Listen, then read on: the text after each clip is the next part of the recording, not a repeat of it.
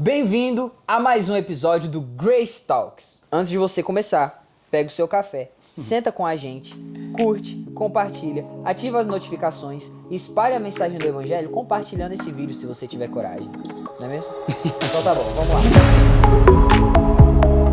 Para quem conhece um pouco do contexto do Gabriel, da Ide, das minhas ministrações, nós estamos sendo muito intencionais em divulgar a mensagem da cruz e da nova aliança.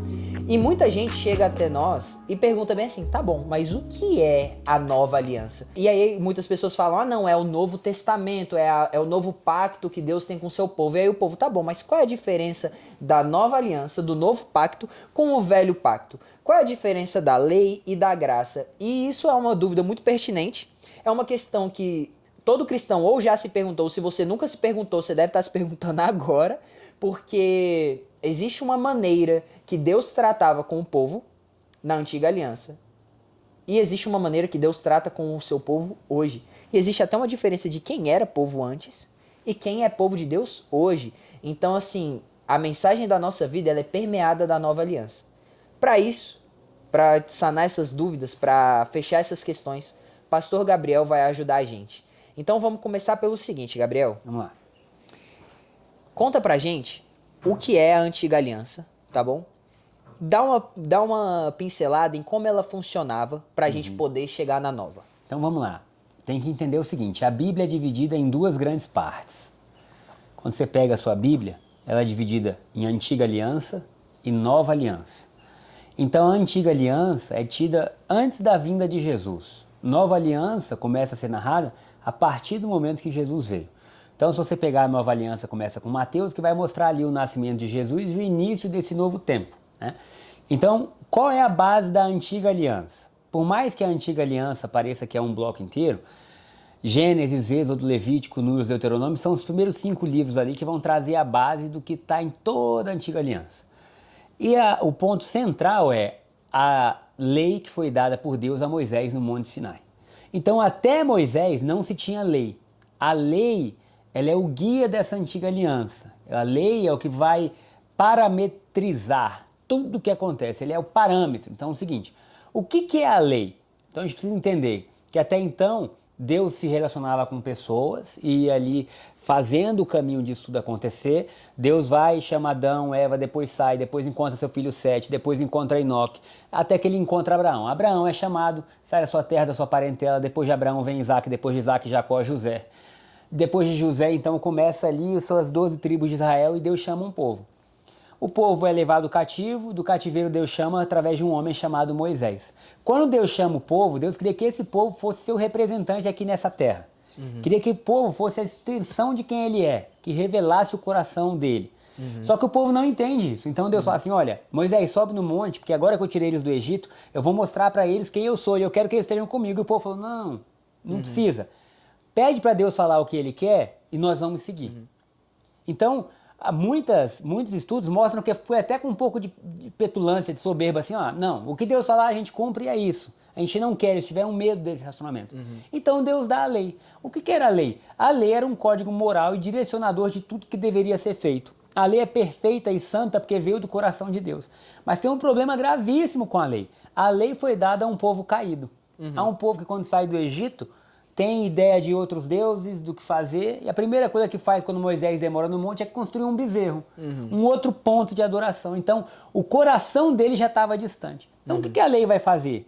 A lei vai servir como um aio, como um guia até chegar a Jesus, para guardar esse homem caído de desejos ruins, de ideias ruins. Então, o que acontece?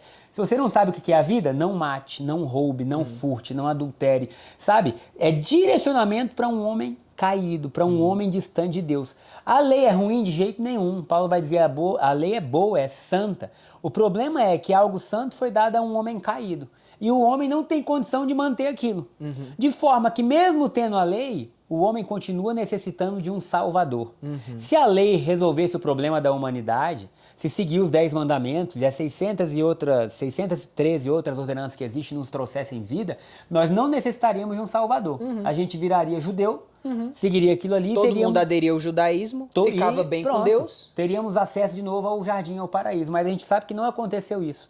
Mas Deus ama o povo judeu e desse povo que foi escolhido, ele traz um Salvador chamado Jesus.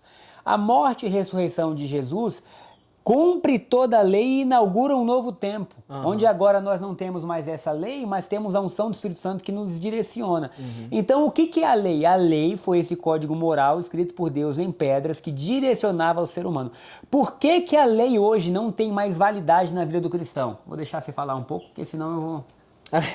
A lei não tem hoje mais validade para nós porque, como nós falamos, ela não podia aperfeiçoar o ser humano. Então, por exemplo...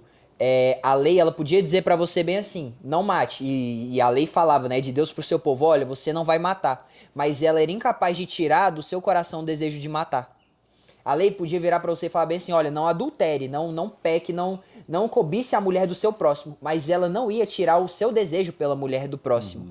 Então, quando Deus chamou o povo a um relacionamento com ele estava se comprometendo em se relacionando face a face com o povo, transformá-lo segundo a sua imagem. Tanto que Paulo vai falar, olha, quando você contempla a glória de Deus, essa glória te transforma. No momento que o povo não quis se relacionar com Deus, eles perderam a possibilidade de contemplar a glória de Deus. Então, de serem transformados por ele. Então, quando o homem começa a olhar para um código moral, a única coisa que eles conseguem ver é seu próprio erro. E o próprio Paulo fala, olha, eu peco porque tem uma lei que me faz pecar. Aqui Paulo não está falando que a lei é ruim, como o Gabriel falou, a lei é perfeita. O problema é que quando você olha para um parâmetro perfeito, a única coisa que você consegue enxergar é o seu pecado.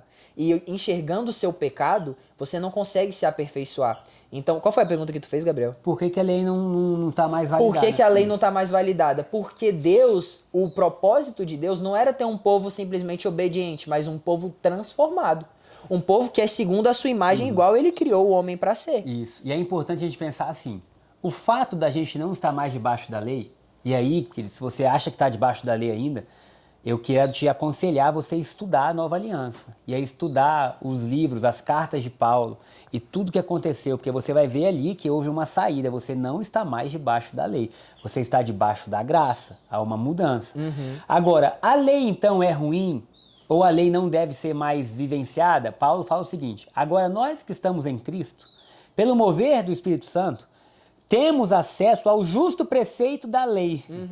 Ou seja, o Espírito Santo vive em nós de tal forma que agora a gente vive o que Deus tinha pedido antes sem se esforçar. Porque se Deus habita em mim, para que eu vou roubar? Cara, se o Deus grandioso está habitando dentro de mim, não tem sentido roubar. Eu não preciso que alguém diga assim, não roube, não roube. Não. Cara... Pra que eu vou pegar ou vou ter uma esposa que não é a minha? Cara, não tá no coração de Deus isso. E agora na nova aliança, Deus fala o quê? Eu vou imprimir nele os meus preceitos, eu vou dar a eles o meu coração. Cara, depois que você tem o coração, o pode ou não pode perde até o sentido. Sim. Pensa assim, quanto mais desobediente é uma criança, mais você tem que botar regra. Cara, não faz isso, chega em casa a tal hora. Mas se a criança tem pureza no coração e se ela já age bem por natureza, a regra não precisa nem ser dita. Ela já está caminhando no procedimento. E a intenção de Deus é justamente isso. O final não é que ele queira mudar as nossas atitudes. As nossas atitudes elas são mudadas, mas a atitude ela é um reflexo do que está dentro do coração. Se o seu coração é bom, as suas atitudes caminham em bondade. Se o seu coração é mau, cara, pode botar a regra que for. Ainda que sem ninguém saber, você vai agir em maldade. Então esse é o lance da lei, porque o homem que tem o coração ruim, o homem que tem o coração distante de Deus, ele pode até, por meio da sua disciplina, virar e mostrar só coisa boa. Só coisa boa. Isso vai gerando cada vez mais orgulho, isso vai gerando cada vez mais soberba, sendo que Deus está falando, olha, quando eu te der um coração bom, um coração puro diante de mim, você vai agir corretamente e sem que isso gere morte no seu coração. Tem textos bíblicos que a gente vai ler que falam a respeito disso, mas o ponto é, a lei não conseguia transformar o homem. Então agora, Gabriel, pra gente, né, ir dando uma amarrada nisso aqui, conta pra gente o que é a nova aliança, né, como ela começou, a gente sabe que é em Cristo, mas assim, conta pra gente do início da nova aliança e os frutos dessa nova aliança. Pra gente finalizar, o que é a nova aliança? A antiga aliança não pôde aperfeiçoar. E a antiga aliança não era o que estava no coração de Deus, porque o homem estava distante e o seu comportamento então já não valia muito. É o que está escrito lá. Vocês jejuam, mas eu não quero nem ver o jejum de vocês, porque vocês me louvam, levantam a mão, mas o coração está distante. Então Deus arruma uma forma de trazer a humanidade de volta para Ele. Como? Entregando seu único filho. Jesus nasce, Cristo nasce no corpo de Jesus, no sentido de um da Trindade vem e se torna homem, e aí agora ele passa a ter uma experiência humana para cumprir todo o preceito da lei que ninguém conseguiu cumprir. Então, qual era o fato? Olha, isso aqui tem que ser cumprido, mas ninguém consegue. Elias não consegue, Daniel não consegue, Moisés não consegue, Abraão não consegue. Cara, ninguém consegue. Todos pecaram e carecem da glória de Deus, está em Romanos. Mas teve um que conseguiu. Um perfeito. Um perfeito. Por isso que ele é o Cordeiro perfeito que tira o pecado do mundo. Então, ele conseguiu. Então, o que é a nova aliança? Jesus conseguiu. Não só conseguiu, como se fez sacrifício no nosso lugar. Ou seja, a punição da gente não ter conseguido caiu sobre ele. Olha só, você é adúltero, Jesus pagou. Você é ladrão, Jesus pagou. Você foi imoral, Jesus pagou. Você teve relação sexual ilícita, Jesus pagou. Você foi, enfim.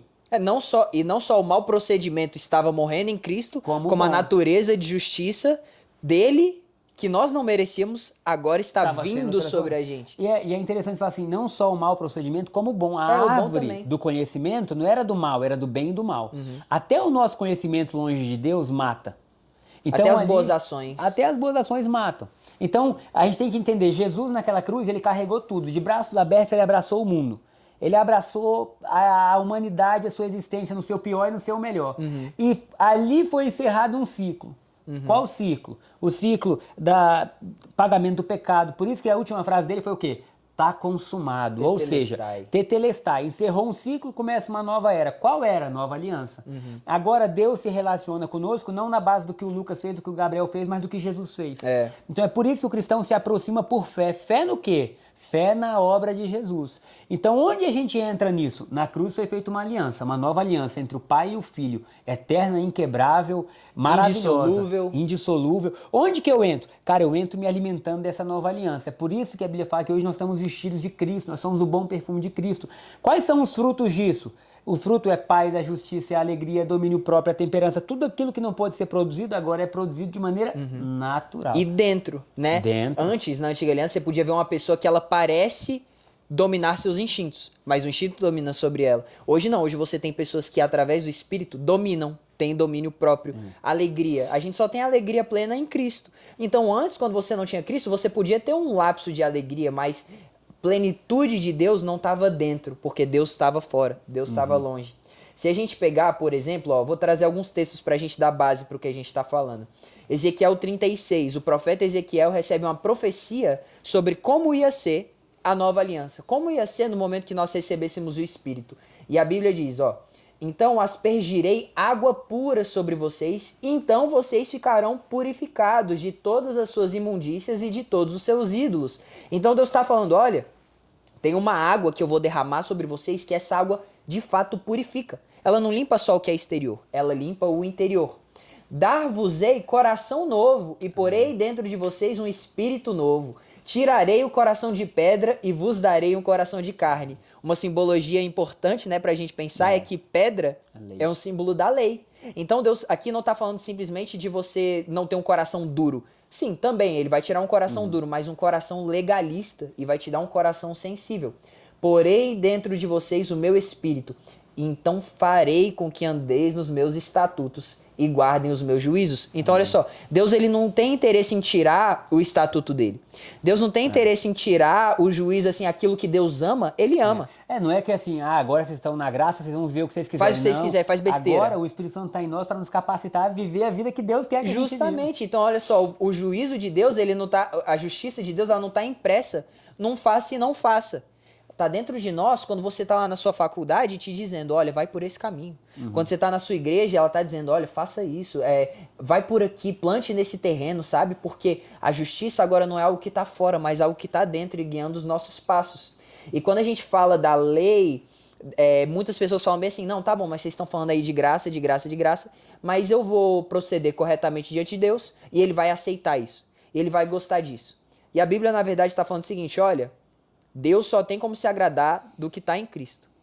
Deus ele não se agrada do seu bom procedimento, puramente dito. Ele não vai olhar para você e falar bem assim, nossa, mas você agiu tão corretamente em Mesmo sem Jesus, como eu amo isso aqui, como eu amo o seu bom procedimento. Deus, ele começa a falar bem assim, cara, se não... Eu quero que vocês sejam aperfeiçoados em Cristo, assim, o que agrada ao Pai é a face do Filho. Então Deus começa a exaltar a figura de Jesus. Então não adianta você cumprir a lei, porque se a lei pudesse te aperfeiçoar, me aperfeiçoar, Jesus não precisava ter morrido. É o que está escrito lá em Gálatas 2, olha só que coisa forte.